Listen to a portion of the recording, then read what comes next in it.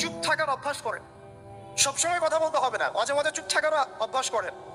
আমাদের একজন বরেন ওস্তাদ তিনি বলেন যে মুতাকাল্লিম হওয়ার যে খায়েশ, এটা এটা একটা হৃদয়ের কলবের একটা রোগ।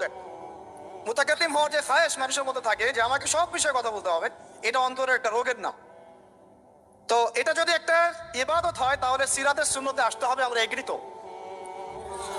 ঠিক আছে।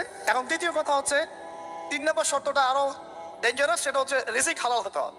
রিজিক, এই জায়গায় সবাই একটু ফিকির করেন, দেখেন একটু আপনারা আপনাদের রিজিকগুলোকে দেখেন যে কতজনের রিজিক 100% হালাল আছে। এগুলো আমাদের কিন্তু প্র্যাকটিক্যাল কথা, আমরা কিছু খালি তাত্ত্বিক কথা বলে চলে যাবো এমন না, প্র্যাকটিক্যালি ইমপ্লিমেন্টটা বেশি জরুরি এখন। আমি খুবই স্বপ্ন দেখছি, আমরা সবাই স্বপ্ন দেখছি যে আপনাদেরকে দিয়ে হবে ইনশাআল্লাহ। কারণ এই জেনারেশন করে দেখিয়েছে, এই জেনারেশন করে দেখিয়েছে এবং তারা আমাদেরকে দেখিয়েছে কোন ভাষায় কথা বললে কাজ হয়।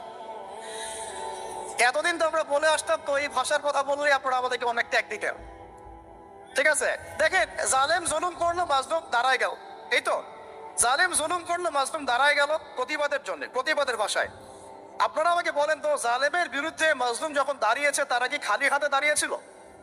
জালেম যখন 2টা মাইট দিয়েছে, মাজলুম কি 2টা মাইট দেয় নাই?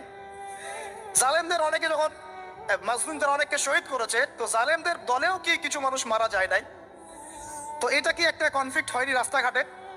তো গণতান্ত্রিক প্রক্রিয়া এই কনফ্লিক্টটাকে আপনি জায়েজ করে নিলেন, তো গণতান্ত্রিক প্রক্রিয়া এই কনফ্লিক্টটাকে আপনি জায়েজ করে নিলেন তো, মাশাআল্লাহ।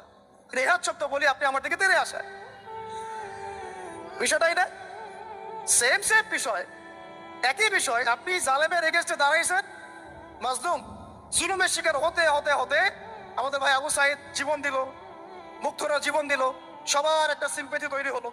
এখানে আম জনতা, রিক্সা চালক, শ্রমিক, মানে ওলামায়ে কেরাম কে বাকি ছিল?